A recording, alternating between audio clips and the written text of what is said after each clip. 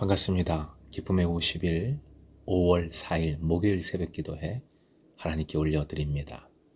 함께 내 삶은 주의 것 찬양 부르십니다.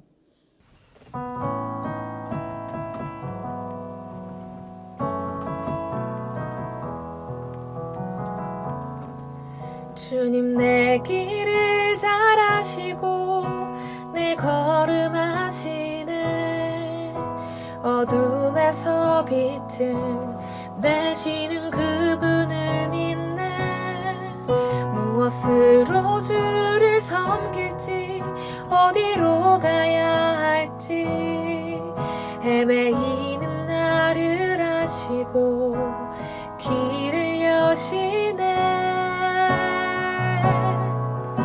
내 삶은 주의 것, 내 삶은 주의 것, 온전한 신뢰를 주께 드리네. 보이지 않아도 믿음으로 걷네. 주 영광 바라보며 주만 따르네.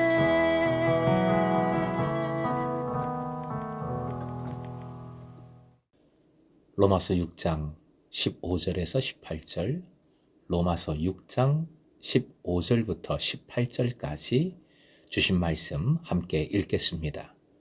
그런즉 어찌하리요? 우리가 법 아래에 있지 아니하고 은혜 아래에 있으니 죄를 지으리요? 그럴 수 없느니라. 너희 자신을 종으로 내주어 누구에게 순종하든지 그 순종함을 받는 자의 종이 되는 줄을 너희가 알지 못하느냐? 혹은 죄의 종으로 사망에 이르고 혹은 순종의 종으로 의에 이르느니라.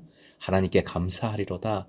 너희가 본래 죄의 종이더니 너희에게 전하여 준 바 교훈의 본을 마음으로 순종하여 죄로부터 해방되어 의에게 종이 되었느니라.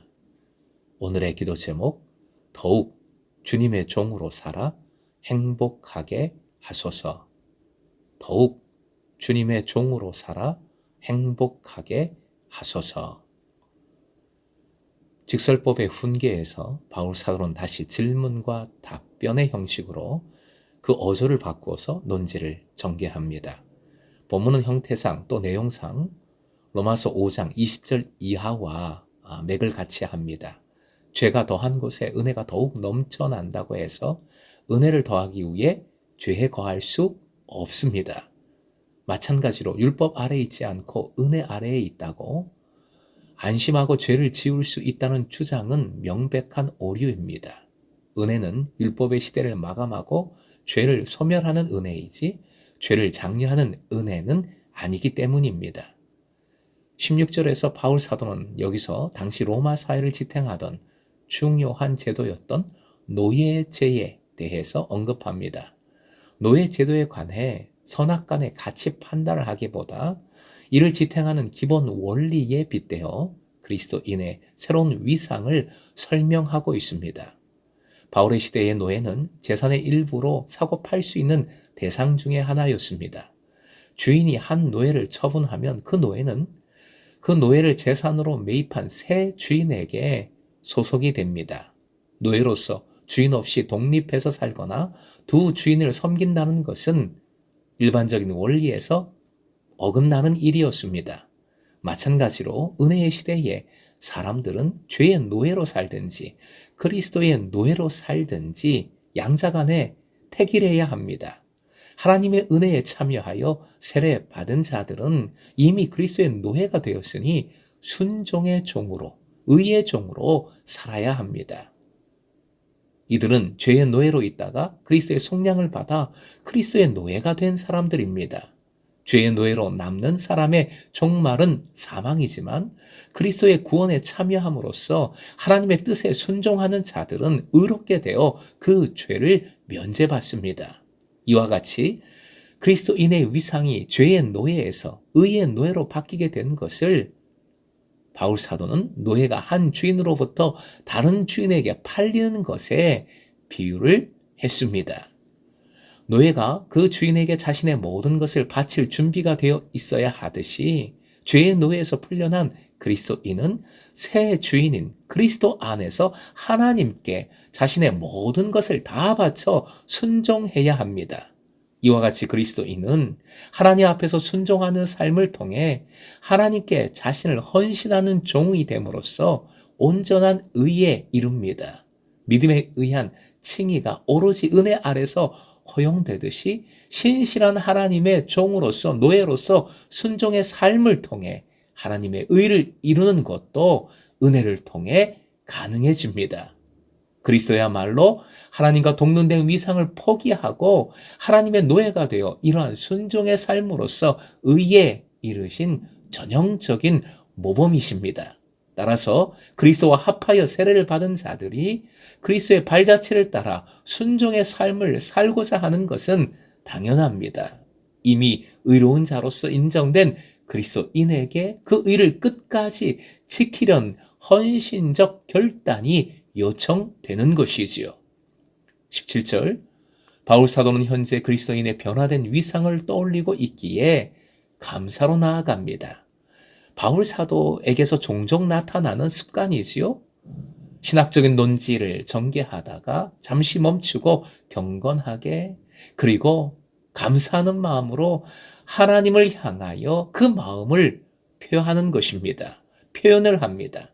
말씀의 표현을 보면 교훈의 본이 너희에게 전해졌다가 아니라 너희가 교훈의 본에 넘겨짐을 당했다라는 식으로 표현이 되었습니다. 이것은 앞에서 전제한 노예 제도를 염두에 두고 있는 것이고 하나님의 은혜로 이루어진 모든 것임을 강조하고 있는 것입니다.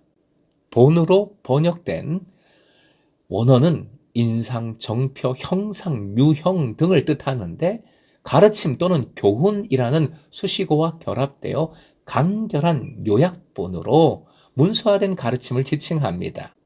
지금도 세례 교육할 때 교재를 가지고 간략하게 정리된 기독교 교리가 정리된 교재를 가지고 세례 교육을 합니다.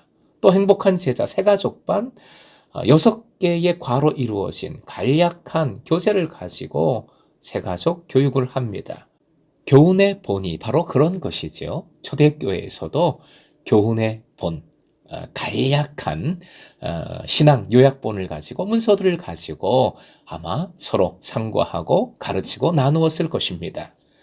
18절 순종의 결과는 무엇보다 영적인 소속의 변화입니다.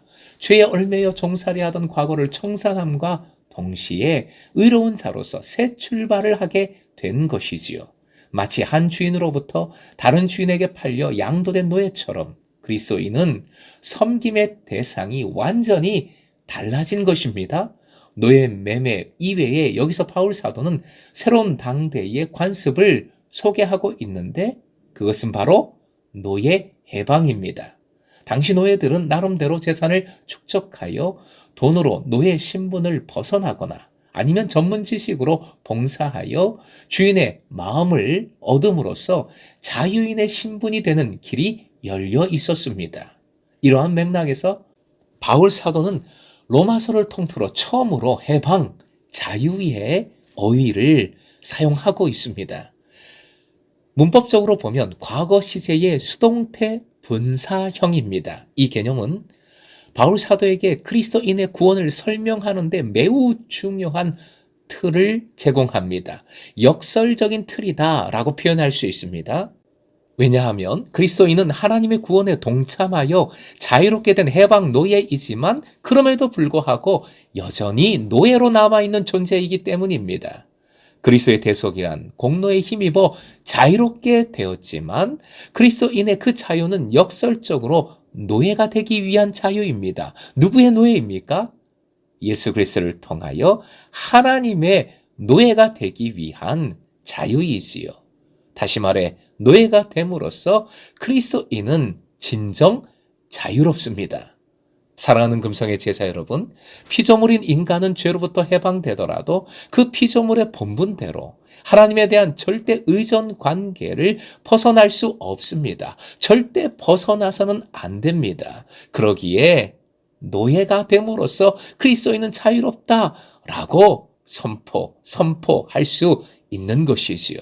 오늘도 금성의 제자들은 모두가 영광의 노예이길 자처하며 매일의 삶을 통해 의의 노예된 삶을 더욱 적극적으로 살아갈 수 있기를, 그래서 더욱 의의 종, 예수 그리스도의 종으로 살아 참된 자유와 기쁨을 더욱 풍성히 누리시길 주님의 이름으로 축원드립니다.